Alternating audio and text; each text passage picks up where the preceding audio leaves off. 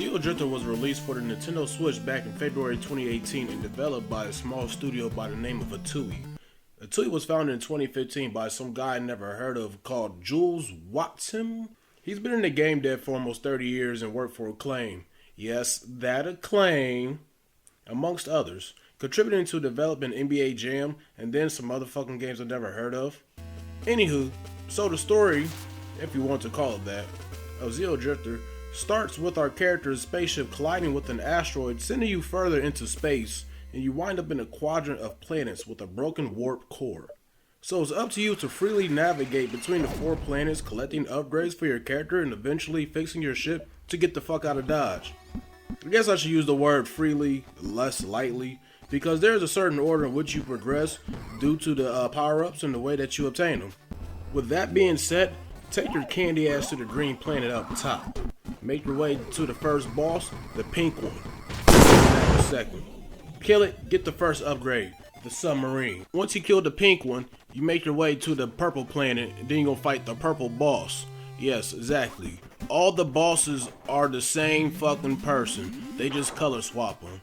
I get it's a low budget game, and I really shouldn't be hounding them too hard for that, but I mean, damn, you could change them a little bit. Throw some wings on there, some horns, make it a little different. I mean, the color swap, whatever. But I mean, they wasn't like super lazy to just throw you the same boss every trip. So each boss does get progressively harder, and their attacks and all that stuff changes too. So I'll do give them the credit. After defeating the purple boss, I went back to the green planet where I defeated the red boss and was rewarded with the run ability. Now I possess the ability to run fast as shit. From there on, you make your way to the red planet where you fight the gray boss. And then from there, you get the rocket move, which turns your character into fucking Deoxys from Gen 3 Pokemon. From there on, you move on back to the purple planet, because now you got some shit where you could finally get your way through. And you fight the green boss. From there, you get the solar flare, which I'm just going to call it the charge shot, which should have been a standard feature or early upgrade. Like, at this point, you're almost done with the game. From then on, you go to the blue planet, you fight the blue boss. And then at that point, you get phase shift. It's like a little dash. You can phase between objects and walls, some shit like that, whatever. From then on, you go deep into the depths of the blue planet, you fight the green boss, again. I guess it must have ran out of colors. So you fight the green boss again, and once you deliver right before you deliver the final blow, he turns gray. From then on, the whole game starts tripping fucking ass, and you get sucked into some different world or some shit like that. So from that point, you just navigate your way through the final level, and once you see the boss there, it's not a boss fight. You just shoot him. I was disappointed. You have one weapon, which is your standard gun, which shoots little mega pellets. So you can upgrade that 5 different ways, and I like the way that they did it. You know, you can't get other weapons, but you can upgrade your gun to have different features that are similar to other weapons. Yes, you can change the bullet speed. You can change the power and the size of it. You can change your fire rate. You can get the shotgun effect. I call it the shotgun. It's a scatter shot, whatever. And then the last one is the wave beam. Fuck it, we'll call it the wave beam.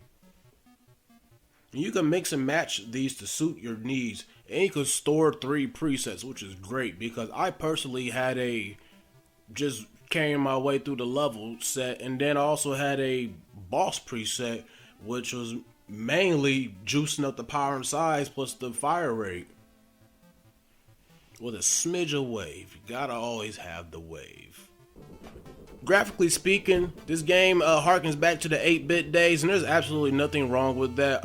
You know, that stuff, it kind of ages well. I mean, you can't go wrong with that. I mean, if they're going for a 3D looking game, I'm pretty sure, you know, with these guys being a small team or whatnot, probably wouldn't have been the best looking game, and it definitely wouldn't have aged well. The color palette is nice and bright on each planet, and they all kind of have their distinct character, which is actually pretty cool. Now everything looks bland and blended in. Everything kind of sticks out. You can tell what you can jump on and whatnot. You know, everything is there. Everything is clear. There's nothing odd or confusing. The enemies in this game, they're just not that many. There may be like 10 different enemies. I'm not too sure. Some of them are pretty relatively easy to kill. Some of them takes a fucking long time to kill, especially in the early days of the game. There's that big shell motherfucker who takes about 22 shots. Yes, I did count them. If you have 0 upgrades to kill, and you'll just be sitting there shooting for days and days and weeks, and you end up shaving in between shots. Moving on to the soundtrack of Xeodrifter. It's a 2 out of 10. There is no soundtrack. I mean, there is a soundtrack, but you're not gonna pay attention to it because it's not catchy. Doesn't grab your attention or anything like that.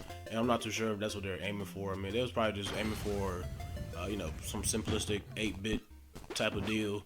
But the ending theme isn't too bad. I like the ending theme. Now onto the gameplay itself. As far as like control feel, I mean it's fairly straightforward. The button layout is simple and easy to learn. You got just a few buttons. You got your shoot button, you got your action button. Your action button really controls like your abilities, like the like the rocket or the submarine, dash, and so forth. Moving and jumping wise, he kind of slides around or whatnot. It does give you old school NES, SNES, that era, feel in the games. There's fucking knockdowns like crazy. I think they just threw that in there just to keep with the old school vibes. I wasn't gonna say there's nothing wrong with that, but there's a lot wrong with that. I fucking hate knockback. Fuck knockback.